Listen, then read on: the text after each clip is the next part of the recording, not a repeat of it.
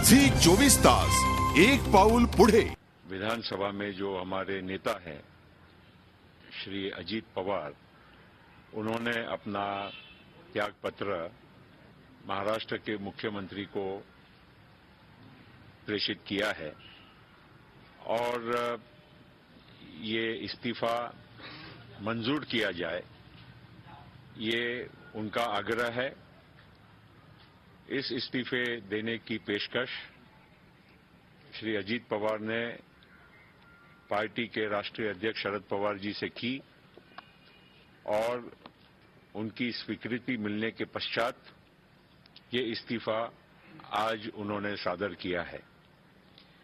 NCP की भूमिका इसमें बहुत स्पष्ट है कि सिंचाई के मामले में जो भी कुछ बातें पिछले कुछ महीनों से अखबारों में या टेलीविजन चैनल्स पर या अन्य माध्यमों से उछाली जा रही है कि बहुत बड़ा उसमें कोई भ्रष्टाचार हुआ है, अनियमितताएं हैं, इन सारी बातों का श्वेत पत्रिका के द्वारा उजागर किया जाएगा, ऐसा कुछ राजनेताओं का भी कहना था और कुछ विरोधी पार्टी के भी कुछ नेताओं ने इस बात को उठाने की कोशिश की थी। सच्चाई लोगों के सामने आनी चाहिए, ये मंशा राष्ट्रवादी कांग्रेस पार्टी की भी है और विशेष करके श्री अजीत पवार की भी। श्री अजीत पवार वर्तमान में सिंचाई मंत्री नहीं हैं, पिछले 3-4 वर्षों से दूसरे हैं, लेकिन कुछ ऐसी बातें बार बार सामने आ रही थी कि उनके 10 साल के सिंचाई मंत्री के कार्यकाल में बहुत बड़े घोटाले हुए। ये सच्चाई से बिल्कुल विपरीत है। सच्चाई लोगों के सामने आनी चाहिए और विशेष करके सार्वजनिक जीवन में और राजनीतिक जीवन में इस प्रकार की बातों को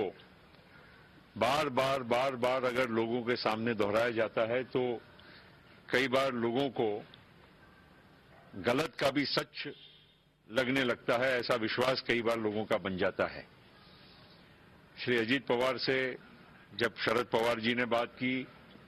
और अभी इस्तीफे के पश्चात मैंने भी बात की, तो उनका ये कहना है कि जो श्वेत पत्रिका व्हाइट पेपर इरिगेशन के मामले में महाराष्ट्र सरकार ने तैयार किया है, वो जल्द से जल्द वो पेश किया जाना चाहिए। सच्चाई जो भी है लोगों के सामने आनी चाहिए। सिंचाई के प्रकल्प कई बार 25-25, 30-30 वर्षों तक पूरे नहीं होते हैं और एक प्रकल्प जिसका नाम गोसी खुर्द है, जिसके बारे में टेलीविजन में अभी हम देख रहे थे कि कई नेताओं ने, विरोधी पार्टी के नेताओं ने भी उसका उल्लेख किया, वो राष्ट्रीय प्रकल्प है और उसमें 90% फंडिंग सेंट्रल गवर्नमेंट का है। ऐसा कुछ नेताओं ने उसमें कहा कि इसमें बहुत कॉस्ट बढ़ गई, बहुत बड़ा घोटाला है।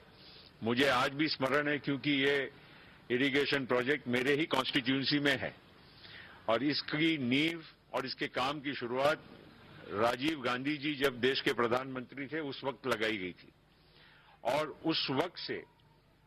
चाहे वो लैंड एक्विजिशन हो, चाहे वो रीसेटलमेंट हो,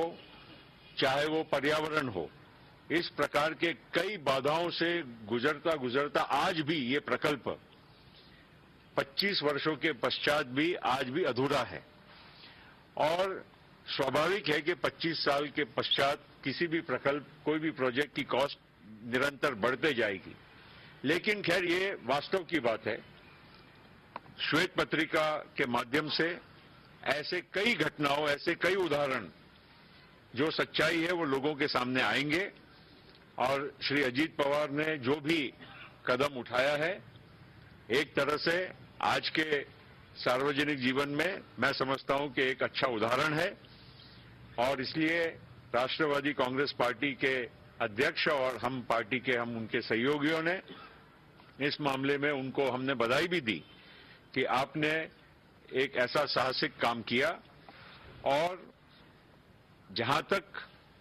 उनका ये श्वेत पत्रिका के बारे में जो भी कुछ सामने आएगी बातें, उन्होंने अपनी भूमिका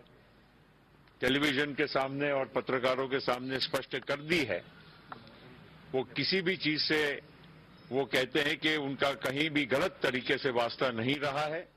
और ये सच्चाई को वो सामना या कोई भी जो बात सामने आएगी उसका वो सामना करने के लिए तयार है। झी 24 तास, एक पाऊल पुढे।